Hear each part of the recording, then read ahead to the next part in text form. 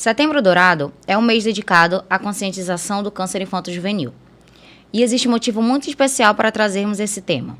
O câncer já é o maior desafio de saúde enfrentado por crianças e adolescentes no Brasil. A nossa missão aqui é lembrar que a infância não pode esperar. O diagnóstico precoce pode aumentar em até 80% as chances de cura em algum tipo de câncer infantil. Mas quando ele não acontecer em tempo, a infância pode pagar um preço alto.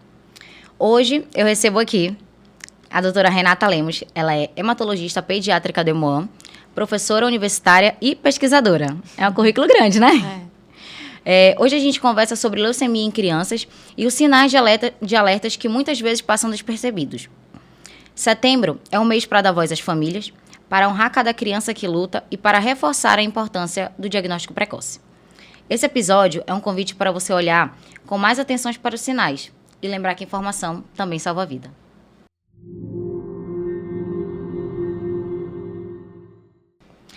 Doutora, muito obrigada por ter aceitado nosso convite. É um prazer imenso estar te recebendo aqui, o currículo grande. Você acompanhou a gente nesse trato com os teus filhos, nessa jornada. Foi uma jornada um pouco difícil, mas eu quero que tu fale aqui agora qual a importância da gente ter um mês dedicado à conscientização do câncer infanto-juvenil. Bom, primeiro eu que agradeço o convite. Eu que me sinto honrada de estar aqui com vocês, de ter participado dessa história, né? Um pouco difícil você já tá. Um pouco, tá exagerando, né? Se eu tô falando isso, né, imagina para vocês. Mas, enfim, é um prazer estar aqui com vocês, Obrigada. Contribuindo com esse projeto lindo. E, assim, o Setembro Dourado, ele surgiu com essa cor dourada que simboliza a importância, como as crianças são de ouro. Então, é um mês dedicado realmente a essa causa, para que a gente faça diagnóstico precoce, para que a gente traga à luz a esse problema e fale realmente dos principais sinais e sintomas para a gente não deixar passar. Que nem você falou, a infância é de ouro, então a gente precisa falar mais sobre isso. Tá. E como que é a questão do câncer no Amazonas? A gente sabe que tem a questão... Estamos um pouco mais distante, a informação chega um pouco mais distante. Agora, aqui na cidade, a gente sabe que ainda chega a informação. E na questão do interior, como que é diagnosticado? Como que é feito? Como que chega até lá os médicos ou eles vêm para cá? Explica pra gente mais ou menos como que funciona. Bom, então, a leucemia, ela é o câncer... o principal câncer na infância, que é a leucemia aguda. Então, ela é um câncer da medula óssea, é a fábrica do nosso sangue. E, assim, os primeiros sinais e sintomas, eles são bem inespecíficos. Então, eles podem simular outras doenças.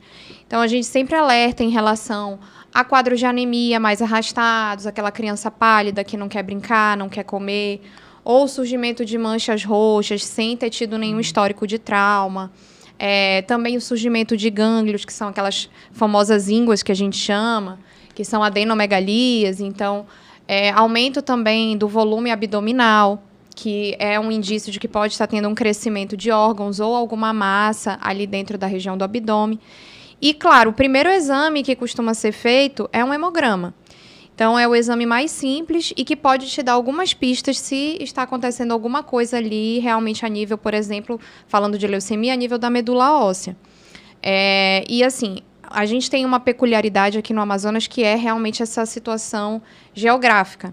Então, a gente tem interiores que são bem distantes de Manaus, a gente tem interiores que muitas vezes só consegue o paciente chegar aqui de barco, leva dias. Então, essa peculiaridade geográfica é muito importante. Então, em termos de diagnóstico, o diagnóstico é feito em Manaus, porque só em Manaus que a gente tem especialistas na área, tanto hematologistas quanto oncohematologistas. A gente não tem diagnóstico para essas doenças, é muito mais difícil, você não consegue fazer nos interiores, então só em Manaus. E, por conta disso, os pacientes precisam vir para a capital. Então, a gente tem essa maior dificuldade do acesso, que às vezes leva mais tempo para chegar aqui. E é por isso também a importância da gente falar a respeito, para que os médicos que, por exemplo, acompanhem essas crianças, ou os próprios pais que identifiquem alguma alteração, algum sinal precoce, que já procure o médico, no caso clínico, ou o próprio pediatra que acompanhe seu filho, para que ele possa fazer uma avaliação e, de repente, já pedir um hemograma, que é um exame mais simples, e se ele identificar alguma alteração, ele já fazer o contato e já tentar encaminhar essa criança para Manaus. E é importante também toda a rede ficar em alerta, né? Os cuidadores, os professores, os profissionais de saúde, os pais. Com o Matheus Filho, a gente percebeu que ele estava um pouco anêmico. Foi o sinal de alerta, assim. E bem sonolento. Na hora de fazer o tummy time, ele já não queria muito, ele acabava dormindo num tapetinho, e isso foi... na verdade, foi um pouco confuso aquele momento de diagnóstico, assim, de alerta, de a chave virar que tinha alguma coisa errada, porque eu achava que ele estava compensando à noite, que ele não estava dormindo bem. Então, e aí lendo tudo hoje... os sintomas, febre, né, mais no período da noite e tudo, mas não só todos esses sintomas juntos. O Matheus Filho teve anemia e sonolência. Ele teve um diazinho de febre, a gente fez a medicação, parou, nunca mais teve. A barriguinha ficou um pouquinho maior, mas depois por conta de outras situações. Então, é importante a gente ficar esperto a esses alertas, a esses sintomas, porque, e todo mundo, né, toda a rede que gira em torno da criança.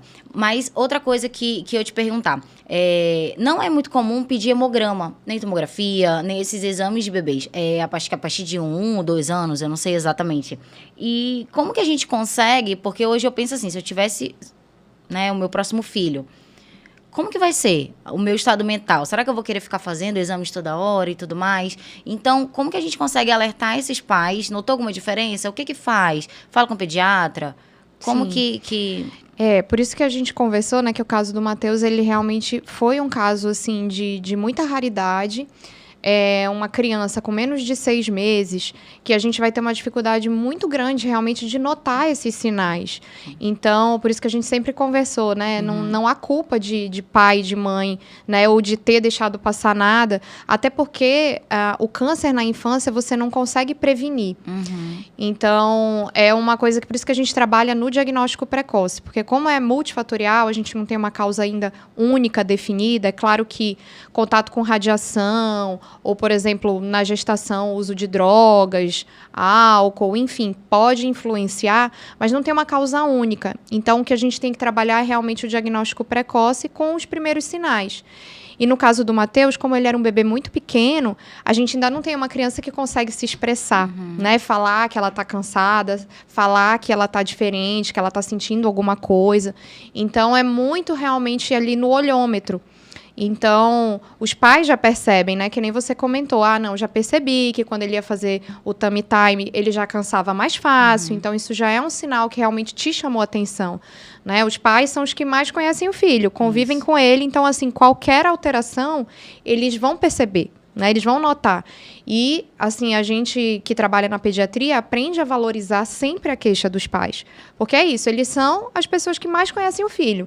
Então, se ele está falando que o filho tem uma alteração, tem um comprometimento ali do seu dia a dia, da sua rotina, tem um sinal e sintoma diferente, você tem que dar atenção e valorizar essa queixa e investigar, né? Então, como você falou, não é comum a gente sair fazendo muitos exames em criança, principalmente no primeiro ano de vida, porque, graças a Deus, ainda é raro ter câncer na infância. Não é o mais frequente, não é o mais comum. Então, assim, em termos de rotina, a gente deixa para fazer os exames de rotina, hemograma, exames de sangue, quando a criança completa 1 ano. Antes disso, a gente vai investigar se realmente ela tiver algum sinal e sintoma que chame atenção, como foi o caso dele. Então, você percebeu que ele estava ali cansando mais fácil, tinha uma palidez, que às vezes é um pouco mais difícil de identificar, né? Tem ali uma febre, que você exclui ali as principais doenças da infância, uma virose, não é isso, né? O que está acontecendo? E aí, claro, levando para o pediatra, levando para o médico clínico que acompanha, o primeiro exame que ele vai pedir vai ser um hemograma. para a gente olhar como é que está ali o organismo. E aí, no hemograma, você já vai ter pistas, você já vai conseguir identificar se o paciente tem anemia ou não, você já vai conseguir identificar se tem alguma alteração das células de defesa, já consegue identificar uma parte ali da coagulação, que são as plaquetas. Então, você vai identificar se elas estão diminuídas para justificar, por exemplo, um possível sangramento, um surgimento de manchas roxas. Então, tudo isso aliado também, claro, ao exame físico, a você examinar a criança, auscultar, palpar, né, e valorizar a história clínica, que é o que os pais trazem para você, com todos os detalhes. Ali você vai juntando aquele quebra-cabeça para decidir os próximos passos. E sempre o mielograma é o exame indicado? Quando a gente suspeita que tem alguma alteração na fábrica, na medula óssea, a gente investiga através do mielograma. E ele é que define, por exemplo, se é ou não leucemia. Mas a gente, como ele é um exame mais invasivo, a gente vai indicar, mediante aí juntar esse quebra-cabeça de alteração no hemograma, porque ele é como se fosse um retrato do que está acontecendo ali na medula óssea. Então, ele vai mostrar se tem ali indício de alteração. E junta isso com a história clínica do paciente. Então, se você realmente, por exemplo, palpou ali gânglios, palpou aumento do abdômen, sentiu ali fígado e baço aumentados de tamanho, tem esse histórico aí, por exemplo, de uma febre arrastada, aí realmente são sinais para você pensar no câncer. E aí, como a gente pensa primeiro em leucemia por ser o mais frequente, o mielograma é o exame mandatório ali como o inicial. Entendi. E qual é a diferença do câncer, da leucemia adulto e infantil? No infantil tem mais chance de cura? É mais sucesso no tratamento? Sim, tem sim. Graças a Deus, né? Assim, diferente do adulto, a chance de cura, o tratamento curativo, ele pode alcançar mais de 80% dos casos. Então, é uma taxa bem alta em termos ali de tratamento. Então, assim, a leucemia aguda, que é a mais frequente, é a leucemia linfóide, que a gente chama de LLA. Então, ela é a leucemia mais frequente na criança e ela tem essas taxas de cura se diagnosticada precocemente, se a gente conseguir estabelecer ali um plano de quimioterapia que comece bem precoce, assim que você dá o diagnóstico, e essa criança evoluindo, né, sem complicações, que, claro, tudo vai depender de como ela vai receber essa medicação, qual vai ser a estrutura de tratamento, as chances de cura são bem altas. Então, é um diagnóstico, claro, impactante, mas que a gente tem, sim, como tratar e como encontrar a cura para ele. Que bom. E o tratamento é todo feito pelo Hemoan? Você tem alguma relação? Então, o Hemoan, ele concentra o diagnóstico e o tratamento de todas as leucemias do estado. E o SECOM, ele atualmente está com os tumores que a gente chama de tumores sólidos. Então, a parte da oncologia pediátrica fica no SECOM, esses tumores, especificamente, que a gente chama de tumores sólidos. E o Hemoan, ele concentra as leucemias e os linfomas. Então, acaba que todo o estado drena para o Hemoan, né, esse diagnóstico e também o tratamento, porque a quimioterapia instituída lá, ela é a mesma que a gente utiliza também em outros estados. Então, é um protocolo nacional. Entendi. E tem algum fator de risco? Ou pode acontecer em qualquer família? Todo mundo está sujeito? Irmãos? Pode ser que tenha também? Assim, não existe ainda uma causa única para a leucemia, por exemplo, ela é multifatorial, tem muitos fatores genéticos envolvidos, tem fatores ambientais, por isso que a gente fala que realmente é difícil prevenir o câncer, porque diferente de outros cânceres, que a gente já sabe a relação ali de, por exemplo, o tabagismo com o câncer de pulmão, a gente não tem muito isso em relação ao câncer infantil. Então, por isso que a gente traz muito à luz essa questão do diagnóstico precoce. Agora, claro, alguns fatores sabidamente estão envolvidos, como a radiação, na gestação, a mãe evitar o uso de drogas, de álcool, que podem ter, sim, relação com o desenvolvimento do câncer. Mas qualquer pessoa, infelizmente, qualquer criança está sujeita realmente a receber um diagnóstico desses, né? Qualquer família. Porque mesmo você fazendo tudo correto, como eu falei, como existem fatores que a gente não consegue controlar, principalmente fatores genéticos ali, a gente não sabe ainda exatamente quem vai realmente desenvolver. Então, focar mesmo nos cuidados e qualquer alteração, você já procurar o médico precocemente. E quais são essas alterações que a gente tem que ficar alerta? principalmente os cuidadores principais da criança, que estão no trato diário, né? Sim. Os pais, os professores. Quais são... A gente sempre fala muito, assim, dessa mudança de comportamento, né? Que eu digo isso, assim. Por exemplo, que a anemia é um dos primeiros sinais ali que às vezes pode estar envolvida no câncer, tanto na leucemia quanto em outros cânceres. Então, a criança vai manifestar sinais e sintomas de anemia, que pode ser um cansaço, às vezes o pai ou a mãe pode achar até que ele está muito preguiçoso.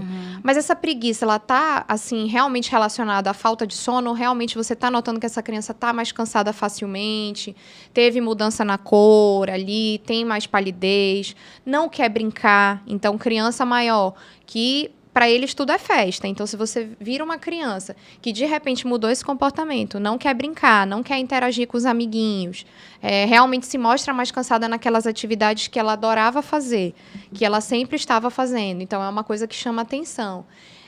E aí, aqueles sinais físicos, surgimento de manchas roxas, que não tem nenhuma relação com trauma, ou sangramento de gengiva, sangramento de nariz, que pode estar relacionado ali a uma diminuição da plaqueta. E aí os sinais também de surgimento de gânglios, que são essas ínguas no pescoço ou em outras partes do corpo. Aí ali um aumento do volume abdominal, que realmente pode estar relacionado ao crescimento de órgãos. Na leucemia a gente fala bastante também em dores no corpo, dores ósseas. Então, às vezes, a criança começa a reclamar de dor nas pernas, dor nas articulações. Aí, a gente tem que ter muito cuidado, realmente, para avaliar essas dores, né? Uma dor que está incapacitando essa criança de brincar, então, chama bastante atenção. Né? É uma dor que aparece ali do nada e ela realmente não consegue fazer suas atividades. Então, os pais, né, os cuidadores têm que ficar bem alertas em relação a esses sinais e sintomas e aí já levar para o profissional que vai avaliar realmente e identificar se precisa pedir algum exame e dar seguimento aí a essa investigação. Eu já ouvi falar também até dor nas costas, de desequilíbrio da criança, né? Sim, porque a gente também não pode esquecer de tumores do sistema nervoso central. Então, esses tumores, eles, além de mudar, por exemplo, o comportamento, a criança pode evoluir com uma convulsão, ela pode evoluir com alteração da visão, como você falou, alteração do equilíbrio, cair com mais facilidade, né? Então, assim, ou perder a consciência. Então, são situações que são fora do comum. Por isso que eu falo, né? Os pais, eles percebem. Por mais que seja aquela pulguinha atrás da orelha que pai e mãe realmente sempre tem, né? Tem aquela intuiçãozinha ali que fala. Então, a gente tem que ouvir essa intuição, né? Que eu tô lembrando agora que você falou, né? Da questão de eu estar na universidade. Então, eu sempre falo isso para os alunos, assim, gente, validem. Porque pode não ser nada, mas, assim, é real. Existe intuição materna e paterna. Tem uma pulguinha ali. Então, assim, dá ouvido a essa pulguinha. Descarta ela e aí depois você pode até falar, não, isso realmente não era nada. Porque, como eu falei, os cuidadores, aquela pessoa, o pai, a mãe ou um outro cuidador que está no dia a dia com a criança, ele percebe. Então, ele vê que tem algo de alterado. Então, quando ele fala para você, leve em consideração para investigar melhor essa informação que ele trouxe. E qual é a idade? Tem uma idade mais comum assim? Ou quando é bebezinho é mais raro? Porque é bem mais raro, do Matheus Filho, a gente nunca imaginava, nunca foi considerado, explicando mais ou menos aqui a história. Nós chegamos a um nível do Matheus Filho que a gente não tinha mais o que fazer, não tinha mais profissionais para a gente consultar. A doutora Renata estava com a gente todos os dias no hospital e ela mesma falou, eu nunca vi um caso como esse. E aí a gente estava ali sem saber o que fazer, a gente precisava começar o tratamento o quanto antes, fosse com uma quimioterapia, fosse com medicamento, via oral, a gente precisava começar o tratamento. E a gente não sabia como, porque não é comum em um bebê, ele tinha 4 meses. E como que é o quadro, lá no Nemoan ou na tua clínica mesmo, depois a gente conversa sobre isso, como que é criança menores de 1 ano? É extremamente raro, né? A gente fala que os extremos de idade, assim, que extremos de idade seriam esses? Menores de 1 ano, é raríssimo a gente ter um quadro de câncer. E os maiores ali de 9 anos também é bem mais raro. Então, assim, esses extremos de idade, ali chegando para a adolescência, e os bebês, os lactentes menores de 1 ano, é muito raro a gente ter incidência de câncer nessa idade, seja leucemia, sejam outros cânceres. Então, como você falou, assim, o Matheus, ele foi muito desafiador para mim. Em vários momentos eu eu quis arrancar meus cabelos, de verdade, assim, porque a gente fica naquela... A gente quer ajudar, a gente quer descobrir o que está acontecendo. Então, para a gente que é médico, a gente sabe que a gente é limitado também, como ser humano. E a gente fica se cobrando o que a gente não está vendo, o que a gente deixou de ver, para onde a gente vai agora. Então, e com uma criança ali na nossa frente. Isso realmente é um desafio muito grande. Imagina para quem é o pai e a mãe que está ali sem saber o que pode fazer a mais para o seu filho, né? Dúvida. Então, sem dúvida, é um desafio. E é muito raro mesmo, é muito raro acontecer nesses extremos de idade. Então, a gente fala que menores de 1 ano e acima dos 9 é muito difícil. Tanto que, como eu falei, né, quando eu fui chamada para vê-lo, o que tinham me passado, não, é um bebê com anemia. Então, primeiro a gente, anemia com menor de 1 ano também não é comum. Porém, a gente não pensa que a anemia que a gente vai encontrar ali já é uma anemia de doença maligna, porque às vezes ainda tem esse mito. Às vezes as pessoas pensam que a anemia vira leucemia, a anemia vira um câncer. É importante falar sobre não isso. É isso, é porque, na verdade, ela pode ser uma das manifestações do câncer. Seja qualquer câncer, qualquer tumor, seja da leucemia, mas ela não vira a doença, né? Então, o que acontece é que ela é um dos sinais da doença. Por isso que a gente fica atento em relação à anemia. Mas por ele estar nessa faixa, que é muito raro a gente ter câncer, também não foi meu primeiro pensamento, ele tem um câncer. Não, ele tem algum tipo de anemia mais rara, porque não é comum em menores de 1 ano, uma anemia que precisou de transfusão, mas não já pensar, né? Só que aí quando a gente vai juntando quebra-cabeça, a história, que foi aí a segunda opção, né? Será que pode ser uma leucemia, que já é o câncer mais frequente? Vamos descartar, né? Até a gente realmente montar aquele quebra-cabeça e identificar uma doença ainda mais rara. Então, é realmente difícil nessa faixa etária a gente dar um diagnóstico precoce, porque muitas vezes não se pensa logo que pode ser, né, o mais raro, que realmente pela raridade não vai ser o mais frequente, né? E após o diagnóstico, a gente espera que seja sempre precoce e tudo. Após o diagnóstico, a criança foi, está com câncer. Qual é o procedimento após isso? Qual é o acolhimento que tem para a família e para a criança também? Aí, assim, quando a gente fecha aquele diagnóstico, é claro que a gente tem que ter aquela conversa com os pais, que é uma conversa muito difícil de você trazer esse diagnóstico, né? Então, esse acolhimento é fundamental, né? Você não está dando a notícia de que a criança está gripada, né? Você está dando uma notícia que é uma bomba que está caindo na cabeça de uma família, né? Então, isso é uma coisa séria. Você não pode tratar como se você estivesse falando sobre um resultado de exame qualquer. Então, é importante a gente ter esse acolhimento, a gente ter, de preferência, a equipe junto, né? Muitas vezes a gente não é só o médico que vai estar presente, muitas vezes a gente vai estar com o restante da equipe, psicólogo, né? Para que a gente possa fazer esse acolhimento, que nunca vai ser o acolhimento ideal, né? Não existe um acolhimento ideal para esse tipo de situação.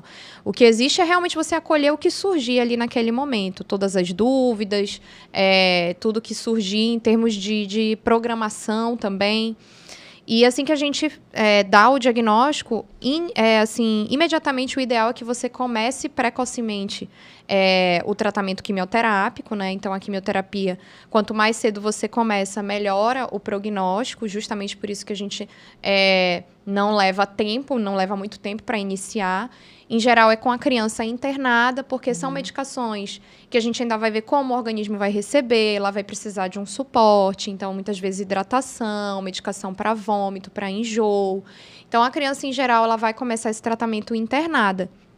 E aí, com todo o suporte ali também da equipe, para seguir, né, esse tratamento, que é uma batalha. Muitas vezes, assim, a maioria das vezes, nos casos, por exemplo, de leucemia, é um tratamento longo, né? Então, levam muitos meses, são até anos, né? Na leucemia, a gente fala em torno de 2 anos e meio ali o tratamento. Então, não quer dizer que é todo esse período que ela vai ficar internada ou que vai ficar restrita. Porém, ali, né, os primeiros meses são os mais delicados, porque a gente vai ter que ter esse cuidado aí de como ela vai estar recebendo essa medicação e trazer para a criança também, na dependência da faixa etária, aí a gente vai ter que trazer a criança para esse acolhimento. Sim. Porque aí a gente está falando de um indivíduo. Muitas vezes as pessoas tendem a colocar a criança, todas aquelas minorias, né? Criança, idoso, como se eles nem estivessem participando ali do diagnóstico, do tratamento. E a criança entende. Lógico que dependendo da faixa etária, ela vai ter um nível de entendimento de acordo com a faixa etária dela. Mas é por isso que a gente vai precisar conversar com eles também, de forma lúdica, e trazer ali, porque a gente vai precisar da aderência da criança também no tratamento. Ela é a protagonista. Então, a gente também precisa ter esse cuidado de trazer ali o nosso paciente, que no caso é a criança, para também aderir e compreender, né, com todas as dificuldades que ela vai passar, né, com todo o sofrimento que aquilo vai trazer, mas que entenda que existe a cura e que vai existir essa possibilidade, e é ela que a gente vai buscar, né? Então, essa é a mensagem que a gente tenta deixar para as famílias, né? Obrigada. E como que tá o quadro hoje do Hemoan? Então, lá, como a gente concentra, né, essas leucemias, linfomas, a gente recebe muitas crianças do estado inteiro, né? Recebe muitas crianças dos interiores e, assim, a gente tenta, principalmente a equipe do laboratório, costuma fazer muitos treinamentos com colegas bioquímicos, farmacêuticos dos interiores, que, por exemplo, são aquelas pessoas que vão avaliar exames, que vão dar resultados de hemograma e que podem, por exemplo, identificar alterações e que vão ali relatar no exame, por exemplo, para que o médico também já precocemente identifique que tem alguma alteração e já encaminhe o paciente para Manaus. A gente tenta também, através da universidade, fazer teleeducação, teleconsultas, né, para que a gente possa fazer essa parceria para tentar estreitar um pouco mais os laços com os interiores, em termos de exatamente assim, de a gente conseguir falar quais são esses principais sinais e sintomas que tem que estar atentos e que, quando forem identificados, já sinalize para que a gente consiga trazer essa criança para Manaus, né? No Hemoan, ele não é porta aberta, então, assim, é importante falar que essa criança, ela não vai vir diretamente do interior, por exemplo, ou de um hospital, ela não vai internar diretamente no Hemoan, ela precisa passar primeiro pela pediatria, então ela vai passar ou por um pronto atendimento, né, por um pronto-socorro, para ser internada, avaliada, e aí vai ser solicitada a avaliação do Hemoan. Né? Então, é importante a gente falar isso, porque às vezes o colega também já quer mandar direto e a gente tem questão burocrática, né? Enfim, de hospitalar realmente, de seguir aí esse fluxograma, né? De como ele funciona, para que a gente possa ter a avaliação correta e também não pule etapas, né? Tu falou sobre o acolhimento. Eu lembro do dia que tu foi contar pra gente, foi... né, pessoalmente, contar, isso fez toda a diferença pra gente ali naquele momento, porque a gente estava naquela dúvida, naquele anseio de a gente precisa começar um tratamento, a gente não sabe o que o nosso filho tem, e quando foi dado essa possibilidade da leucemia, porque a gente entrou no primeiro dia, já foi comentado sobre anemia hemolítica. Eu nunca tinha ouvido falar. É algum sintoma também da leucemia? A anemia em si, ela pode estar presente na leucemia e em outros cânceres. No caso do Matheus, a gente achava que era uma anemia hemolítica. O que é a anemia hemolítica? Quando a gente fala em hemólise, é a destruição precoce das hemácias. Então, a gente fala anemia hemolítica, elas morrem antes do tempo. E a gente nota, a gente investiga isso e pensa em anemia hemolítica quando a gente vê, por exemplo, uma criança que tem uma anemia muito brusca, como foi o caso dele, assim, de repente, uma anemia que precisa de transfusão, não foi uma de um coisa... dia pro outro, né? Isso, não foi uma coisa assim, não foi paulatinamente, não. Do nada, a criança fez um quadro de anemia que precisou de transfusão. Então, assim, é uma destruição, assim, muito aguda. Então, a gente pensa em hemólise. Outra coisa que clinicamente ele não tinha, que era uma das coisas que chamava atenção, é a icterícia, que é a pele ficar amarelada, a pele, o branco do olho, que também é um sinal de anemia hemolítica. Então, quando a gente vê, né, essa necessidade aí de tomar sangue de uma hora para outra, é a primeira coisa que a gente pensa, fez uma hemólise, que é essa destruição precoce. Essa destruição, ela geralmente pode estar mais associada a infecções, ou uso de medicação, ou no caso dele a gente tentou dar um diagnóstico diferencial em doenças genéticas. Então, não é tão comum no câncer a gente ter anemia hemolítica. Pode acontecer, mas não é o mais frequente. O mais frequente é uma anemia pelo consumo ali do tumor, que ele começa a consumir realmente as hemácias, ou no caso da leucemia, que o problema está diretamente na fábrica, né, na medula óssea, então a gente tem uma produção ali que não está adequada, produção inadequada das hemácias. Já na hemólise, não, elas são produzidas normalmente, mas são destruídas na periferia por algum motivo. E geralmente esse motivo é mais infeccioso ou medicamentoso. Então, por isso que já de cara a gente pensou em excluir essas causas, né?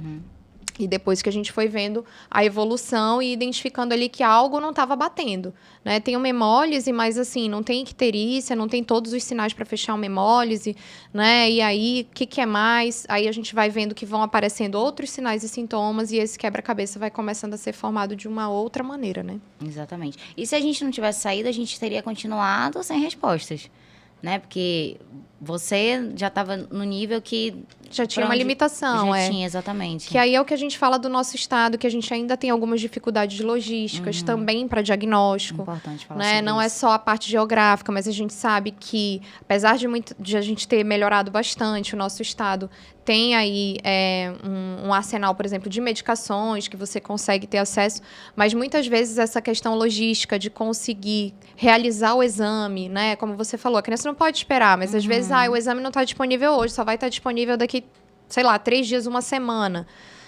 Não é rotina, né? Então, não, aqui não é feito, assim, só é feito raramente. Então, você tem que montar toda ali uma estrutura do zero para poder realizar um exame. Então, a criança não pode esperar isso. Ninguém pode, né? Quando você precisa de um diagnóstico rápido, você não vai poder esperar as coisas surgirem do nada. Então, essas dificuldades a gente ainda passa aqui, porque a gente ainda não tem muita estrutura, principalmente em alguns hospitais, em termos de ter ali um serviço já realmente montado, com toda aquela logística, já ali com o cirurgião para fazer, com o laboratório pronto para receber ali uma biópsia, né? Então, já dá o resultado precoce. Então, fazer tudo ali num tempo rápido, né? Então, isso, por exemplo, aqui em termos de leucemia, o mais rápido ali a gente vai conseguir no Hemoan. Tem pais que me procuram, às vezes, no privado, e a gente acaba encaminhando o exame para lá mesmo. Porque nos hospitais privados a gente não tem essa mesma estrutura que já, claro, como o hospital é específico para isso, né? Uma estrutura terciária já voltada para esses casos, ele já tem um fluxograma montado. Então, por lá vai sair bem mais rápido do que você esperar ainda num hospital privado, que não é ainda a rotina do hospital, você ir achar o profissional que vai fazer o exame, procurar qual é o laboratório que vai receber esse exame. Então, tudo isso é burocrático, né? Leva tempo e a criança está esperando. E tempo é vida. É vida. Então, a gente precisa realmente estreitar, né? Como você falou, às vezes, por ser uma coisa mais rara, muitas vezes não há interesse em montar uma estrutura, em montar esse fluxograma, por achar que vão ser poucos casos, né? Então, aí é uma das coisas que a gente briga bastante, né? Então, são poucos casos, mas é assim que a gente vai dando o diagnóstico. Será que são poucos mesmo ou é porque eles realmente foram subdiagnosticados? A gente nem conseguiu chegar, né? Então, quantas crianças, às vezes, estão ainda no caminho e nem chegaram, às vezes falecem antes de ter um diagnóstico, porque a gente não conseguiu fechar, né? Então, tudo isso é algo que a gente precisa chamar atenção mesmo. Que bom, é importantíssimo falar sobre isso. Esse era o próximo tema. Como ou existe alguma parceria do Amazonas para mandar para fora? Porque no nosso caso, nós fomos para o Hospital de Amor. Meu marido tentou e conseguiu, graças a Deus. Mas como que fica a questão de quem talvez não tem um conhecimento ou nem sabe que tem essa possibilidade de ir para um hospital mais estruturado, um hospital que as coisas acontecem independente da hora, independente do dia? Como que funciona essa parceria entre o Estado e... A parceria, ela funciona assim, quando a gente não tem a disponibilidade do serviço no nosso estado, aí os pacientes eles são colocados no TFD, que é o tratamento fora do domicílio. Então, esse TFD, que é fornecido pela SES, pela Secretaria de Estado de Saúde, ele é responsável por realmente a pagar as passagens do paciente, do acompanhante, a ajuda de custo. E assim, teoricamente, esse serviço ele também faria o processo de encontrar um serviço fora para enviar essa criança. Só que aqui a gente está falando do tempo, da questão de que não pode perder tempo. Então, na maioria dos casos, essa parceria, por exemplo, ela ocorre de médico para médico. Então, muitas vezes a gente, na tentativa de querer agilizar mesmo, a gente vai nos nossos contatos. Hoje tem a facilidade com o WhatsApp, com a internet, de ir atrás de um hospital, de ir atrás de um colega que esteja ali atuando naquela área e possa receber esse paciente. Então, aí a gente já tenta agilizar relatórios, já passa para esse colega, e aí já deixa para a parte da secretaria fazer essa parte burocrática aí das passagens, né, da ajuda de custo e tudo. Porque a gente sabe também que vai levar tempo. Muitas vezes eles vão buscar ainda qual vai ser o estado que tem disponibilidade para receber esse paciente. E aí, aquela coisa, né, vai esbarrar mais uma vez na questão burocrática do tempo, que é muito precioso. Então, a gente tenta, lá no Hemon, por exemplo, a gente tem pacientes que muitas vezes não respondem à quimioterapia, a gente precisa fazer transplante. É algo que a gente ainda não tem no nosso estado, transplante de medula óssea. Então, o Hemon, por exemplo, já tem uma parceria formada há bastante tempo com o Hospital Amaral Carvalho, em Jaú, que fica em São Paulo. E essa parceria, que já foi firmada há bastante tempo, então a gente já entra em contato direto com o hospital, já manda o relatório, e assim que eles sinalizam que pode receber o paciente, aí a gente já tramita o restante pelo TFD. Então, a maioria dos casos, ela funciona assim, né? A burocracia é essa, assim, às vezes a gente se sente muito impotente, porque a gente quer rapidez, a gente quer brevidade, a gente quer, olha, pedir, não tem aqui, tá, mas tem em tal lugar, vamos mandar amanhã. Infelizmente, a gente esbarra na burocracia, né? Mas aí a gente tenta aquela coisa, né? Com os contatos, assim, tentar agilizar o que for possível para não demorar tanto tempo, né? Então, funciona dessa maneira. Tem uma média de tempo? Olha, a gente, por exemplo, lá em relação a Jaú, que já tem essa parceria, né? Quando a gente manda o relatório, assim, toda a documentação do paciente, já tendo essa parceria, em 24 horas eles já dão um retorno em relação ao recebimento do caso e tudo, né? Aí, claro, a gente vai depender também do paciente estar estável para fazer essa viagem, né? Para esse transporte, que foi o caso do Matheus, né? Muitas vezes a gente vai precisar, por exemplo, se o paciente estiver instável, ele só consegue ser transportado de UTI aérea. Então, já é um outro processo burocrático, porque a gente precisa do serviço de UTI, porque a gente também não pode, não, recebeu aqui, tá tudo certo, vamos mandar o paciente de qualquer jeito. Não, ele precisa estar estabilizado, conseguir ter condições de realizar uma viagem de avião. Então, se ele não tiver condições clínicas de viajar, né, num voo de classe econômica, né, comum, ele vai precisar ir de UTI. Então, a gente vai ter que mobilizar uma UTI aérea para encaminhar, né? Agora, se tiver em condições, aí não. Aí já é marcada a consulta no local e aí a gente fica na dependência da burocracia já do TFD. Essa é a maior coisa aí que a gente esbarra, porque muitas vezes o TFD pede 30 dias, muitas vezes.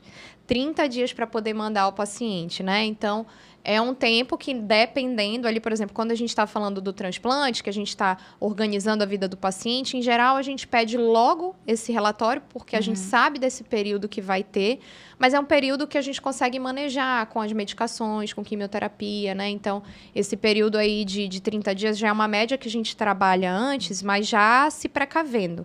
Agora, quando a gente tem um diagnóstico, né, novo e precisa mandar para fora, a gente tenta pedir aí uma urgência, porque não dá para aguardar esse tempo todo, né? 30 dias é muito tempo. Exato. E agora falando um pouco do avanço da medicina.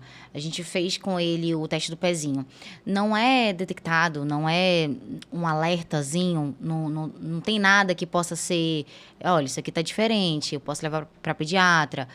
Existe alguma coisa nesse teste que hoje tem eu não vou recordar agora o da bochechinha, né? Não, é o do pezinho mesmo, mas é aquele, o completo. Sim. E nele a gente não consegue detectar nada, nenhuma doença assim? Não, a gente consegue sim detectar algumas doenças do sangue, porém, as doenças oncológicas, né, os cânceres, eles não... dificilmente você vai detectar qualquer coisa ali pelo teste do pezinho, a gente não tem essa avaliação. E mesmo, como eu citei aqui, o teste da bochechinha, que ele é mais ampliado, que vê mutações genéticas, o que ele vai ver são possíveis mutações, que não vai significar necessariamente que o paciente vai desenvolver aquela doença, que aquela mutação vai se expressar. Então, por isso que é difícil a gente falar de prevenção. Por mais que você faça todos os exames, por mais que você tenha tido acesso a tudo de mais moderno, essa questão ainda do câncer na infância, a gente não consegue controlar todos os fatores, porque não é só, por exemplo, a genética, não é só uma mutação, não é só uma alteração ali no sangue. Então, são várias situações, né, multifatorial, que podem levar ao desenvolvimento da doença. E essa doença, ela pode ser desenvolvida, adquirida ali com o tempo. Então, não necessariamente ele nasceu com algo ali presente. Ele pode desenvolver lá na frente, por outros motivos que muitas vezes a gente não vai chegar a descobrir, né? Então, claro que é importante fazer, porque existem outras doenças que a gente consegue diagnosticar através desse teste, inclusive doenças do sangue, alguns tipos de anemia congênitas, que a criança nasce com elas, inclusive para a gente poder manejar e diferenciar de doença maligna, mas em termos de doenças oncológicas, não, a gente não consegue, através do teste do pezinho, diagnosticar. Tá. O Matheus falou que é Nova Era, o teste do pezinho, que é o completo. Isso. E o da bochechinha, ele não é também obrigatório, assim como o teste do pezinho, né? Isso, assim, o teste do pezinho, ele já é obrigatório, não Nova Era, né? Mas a gente tem na rede, no SUS, né? A gente já tem o teste do pezinho. O mais simples, então, claro, algumas doenças já vão ser detectadas ali, mas o mais ampliado aí a gente às vezes só consegue na rede privada mesmo. E mesmo fazendo, como eu falei, né, o mais avançado, né, com todas as mutações, você vai identificar possibilidades de mutação que vai te ajudar. Claro, você sabe que mudar o ambiente, né, você consegue mudar ali aquela expressão gênica. Mas o fato dele ter ali aquela mutação não necessariamente significa que ele vai desenvolver doença. E falando de câncer e leucemia, a gente não vai conseguir detectar através desses testes. Então, é importante falar que através deles você não vai, digamos assim, estou livre. Por isso que a gente falou, qualquer um está sujeito a aparecer, né, a doença. Então, por isso que realmente a mensagem é ficar de olho nos principais sinais e sintomas e a qualquer alteração, realmente você procurar o médico da sua confiança, que ele vai, né, tirar essa dúvida, vai olhar o paciente, vai olhar a criança, vai ver se precisa de exame e aí sim tirar todas essas dúvidas. Essas dúvidas, né? Sobre a questão do exame. Nós chegamos a fazer o exame genético, inclusive disponibilizado pelo Hospital do Amor. Eles deram todo o suporte pra gente. Mas, assim, é importante também esse estudo dos pais, né? Porque a gente não sabe o que pode acontecer, de onde veio, enfim. Isso a gente pensando numa segunda gestação, porque foi dito pra gente que, assim, muitas informações, né? A gente sai pesquisando, sabe que a internet, terra sem lei, e tá ali a informação só jogada. Inteligência artificial hoje tá mais inteligente mesmo que a gente, é isso. Inteligente pra deixar a mãe doida, né? Porque tudo que eu pesquisando ali, eu disse, pronto. Sim. Não vou mais poder ter outro filho, isso me consumiu muito. Foi um outro luto que eu vivi também. Imagino. Que a gente quero até trazer temas pra gente abordar aqui. E a gente descobriu que não, que foi um acaso, que aí a gente volta para uma segunda tentativa para a estatística de casal normal, saudável, que está numa segunda tentativa. E realmente o caso dele é um caso que atinge, não é nenhum bebê, é meio bebê a cada 2 milhões. Então, para a gente chegar a esse diagnóstico, realmente, aqui no estado, a gente não ia conseguir. Não tínhamos mais para onde correr, profissionais. E, em paralelo, o Matheus estava em contato com outros profissionais de outros estados que falavam, olha, não tem... O caso dele não parece ser leucemia, mas a gente precisa descartar, porque se for, a gente começa com tratamento o quanto antes. Sim. E aí, quando tu chegou em pessoa, né, falando pra gente, dando aquela notícia maravilhosa, que eu lembro que eu só me ajoelhei no chão da recepção e eu agradeci a você, agradeci a Deus, porque alguma coisa falava que não era aquilo do meu filho. Mas, assim, um pouco egoístamente falando, hoje eu olho pra trás e eu digo assim, quem dera, não, acho que quem dera é uma palavra muito forte, mas tem tratamento. Se fosse, teria tratamento. Teríamos um protocolo, porque o tumor rabidoide que ele foi diagnosticado não tem tratamento, não tem o que fazer.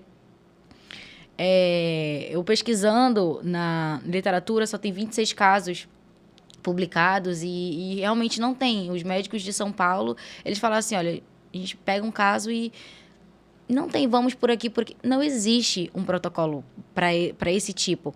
Então, acho que se fosse, e a gente diagnosticando precocemente, como a gente estava ali no comecinho, foi no primeiro dia que a gente notou ele mais amarelinho, mais anêmico mesmo. A gente já foi para o hospital, dali a gente já internou. Então, hoje eu digo assim, muito no meu egoísmo, porque eu não quero minimizar as famílias que passam por isso. Mas se fosse, teria um tratamento, sabe? O meu pensamento Não, eu entendo caminho. você, assim, eu acho que eu até brinco, assim, que a gente está num momento que nunca foi tão fácil e, ao mesmo tempo, tão difícil ser pai e mãe. Por quê? Fácil porque a gente tem muito mais acesso à informação. Sim. Então, a gente quer fazer o melhor pelos nossos filhos. Então, a gente vai atrás das informações, a gente vai pesquisar na internet, a gente vai conversar com um colega, a gente vai procurar o melhor médico. Se falarem, eu vou procurar todos os especialistas. E, ao mesmo tempo, tão desafiador, tão difícil, justamente por conta desse monte de informação, né? Então, assim, é um paradoxo, né? Mas, assim, é completamente compreensível esse teu pensamento, esse teu sentimento, né? Porque a gente sempre vai ficar na procura e pensando o que a gente pode fazer de melhor, né?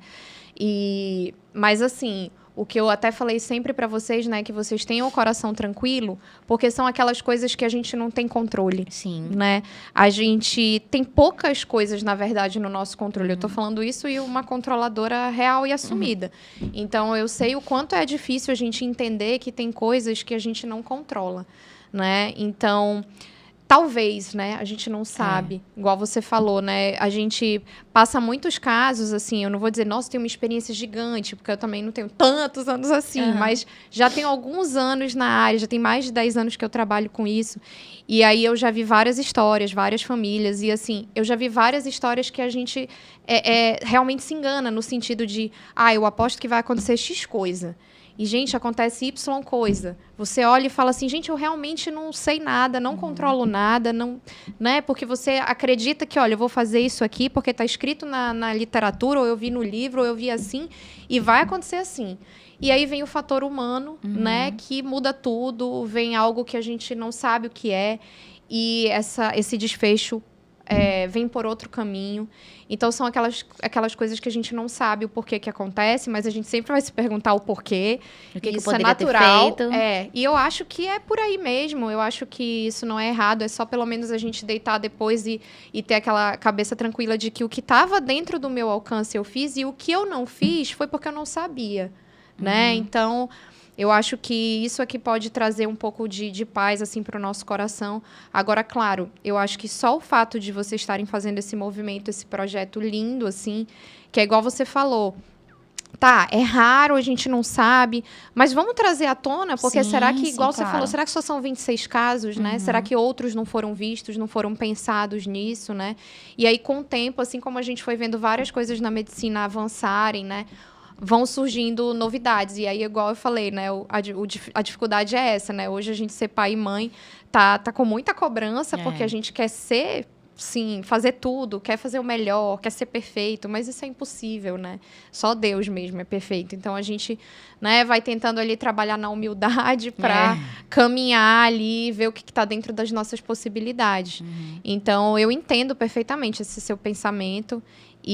Mas é isso, assim, eu vejo várias famílias que, às vezes, assim, por exemplo, o prognóstico em bebês de leucemia não é um prognóstico bom, porque por ser um extremo de idade, o tratamento é mais agressivo e muitas vezes precisa de transplante. Então, assim, não necessariamente vai acontecer aquilo que a gente imagina, né? E, ao mesmo tempo, às vezes, a gente dá um diagnóstico numa criança que tem super possibilidade de evoluir bem e, às vezes, pega uma infecção no meio do caminho, alguma outra coisa acontece e ela não resiste, por exemplo, né? Então, são aquelas perguntas que a gente fica sem resposta, né? Os ICs que sempre vão tomar conta da gente, né? Exatamente, E, doutora, qual é a mensagem que tu deixa para os pais que hoje enfrentam, os pais, as famílias, as crianças que enfrentam esse diagnóstico, essa dificuldade, essa jornada extremamente difícil. É uma batalha que a gente fala.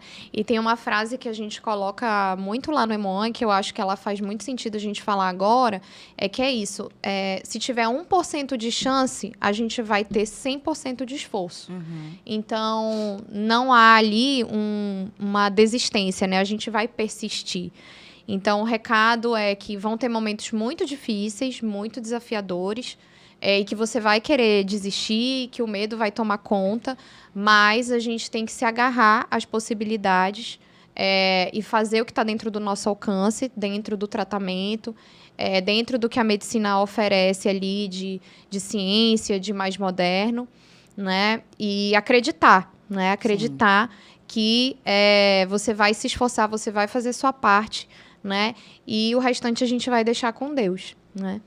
E a mensagem é também a questão do alerta, né? Dos sinais de alerta para esse diagnóstico precoce. Então, ficar de olho, além de, claro, ficar de olho nesses sinais aí que a gente conversou bastante, mas também fazer as consultas de rotina com o pediatra, né? Porque às vezes tem família que resolve levar só quando a criança adoece, né? Então, ter esse contato, né? Ter um pediatra, digamos assim, para chamar de seu, para você acompanhar continuamente, você vai criando aquela confiança com aquele médico que você tendo uma dúvida, o bebê, né? Vai conhecendo as características da criança, então sabe também identificar quando tem alguma mudança, quando ele nota algo diferente que às vezes os pais podem não ter notado, mas o profissional com o olhar clínico, com o acompanhamento pode notar.